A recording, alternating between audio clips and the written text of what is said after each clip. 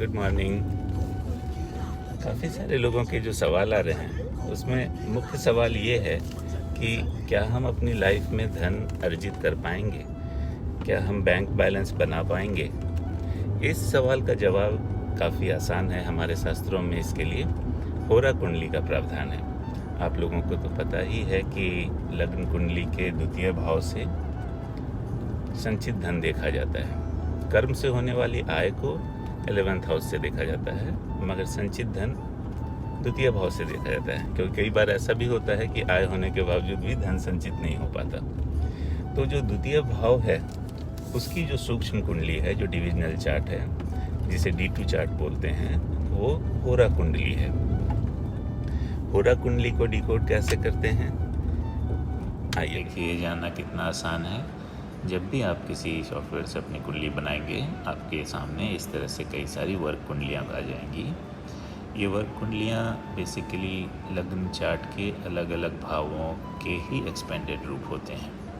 इन सभी वर्क कुंडलियों में से सिर्फ होरा कुंडली आपको ऐसी दिखेगी जहाँ सारे ग्रह सिर्फ 2 ही राशि के अंदर बैठे होंगे। याद रखें, हमेशा होरा कुंडली में सिर्फ चंद्र की राशि कर्क और सिंह और सूर्य की राशि सिंह होती है और सारे ग्रह उन्हीं में बैठे हुए होते हैं। इस केस में होरा कुंडली के लग्न में चंद्र की राशि बन रही है, तो ये चंद्र लग्न की होरा कुंडली है। यहाँ 5 नंबर होता तो ये सूर्य के लग्न की होरा कुंडली होती। इस व्यक्ति का जन्म चंद्र के होरा में हुआ है। याद रखें, अगर आपका जन्म चंद्र के होरा में हुआ है तो आपका जीवन थोड़ा आसान है, आपको चीज़ें थोड़ी आसानी से मिलेंगी। अगर आपका जन्म सूर्य के होरा में हुआ है तो हमेशा थोड़ा संघर्ष के बाद ही आपको धन मिलेगा। आइए अब देखते हैं हम होरा कुंडली को कैसे डिकोड करते हैं। सबसे पहले आपको पता ही है कि लग्न कुंडली ही पूरी कुंडली का आधार होता है, तो आपको अपनी लग्न कुंडली में देखना है जो धन भाव है उसकी स्थिति क्या है। धन भाव पीड़ित तो नहीं हो रहा है। धन भाव पीड़ित कैसे होता है, ये तो बेसिक है। यहाँ कोई पाप ग्रह ना हो, कोई नीच का ग्रह ना हो, कोई पाप ग्रह की दृष्टि ना हो, और जो धन भाव के स्वामी हैं, जैसे इस केस में यहाँ 3 नंबर लिखा है, यानी ये वृषभ लग्न की कुंडली है और यहाँ 3 नंबर लिखा है, तो इसके स्वामी बुध होते हैं 3 नंबर के। तो इस कुंडली में बुध की स्थिति क्या है। अगर आपने लग्न कुंडली चेक कर लिया है और यहाँ पे सब धन भाव की स्थिति अच्छी है तो हम होरा कुंडली पे जाएंगे।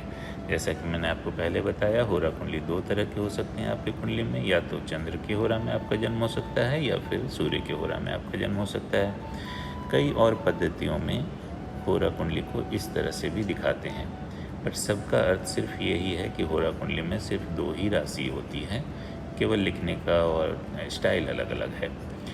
अब हम देखते हैं, हमने जब होरा कुंडली खोल लिया है तो अब इसको हम कैसे चेक करते हैं। सबसे पहले जो हमें चेक करना है कि जो स्त्री ग्रह हैं, स्त्री ग्रह कौन से होते हैं, शुक्र, चंद्र, शनि, वो चंद्र की होरा में हो, यानी 4 नंबर की राशि में हो।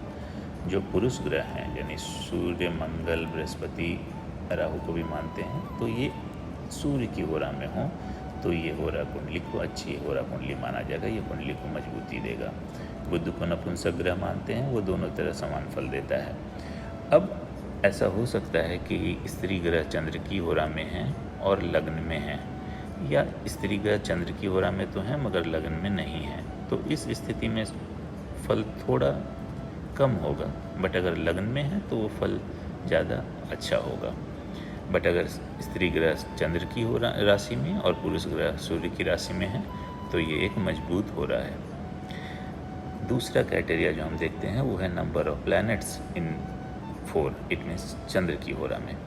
तो जितने नंबर ऑफ प्लैनेट्स ज़्यादा होंगे चंद्र की राशि में, 9 प्लैनेट्स होते हैं, तो 9 प्लैनेट्स में से अगर 6-7 चंद्र की होरा में या चंद्र की राशि में है, तो चाहे वो कोई भी प्लैनेट हो, नंबर ऑफ प्लैनेट्स अगर चंद्र की राशि में ज़्यादा है, 4 नंबर राशि में ज़्यादा है, तो ये होरा को काफ़ी मजबूती देता है।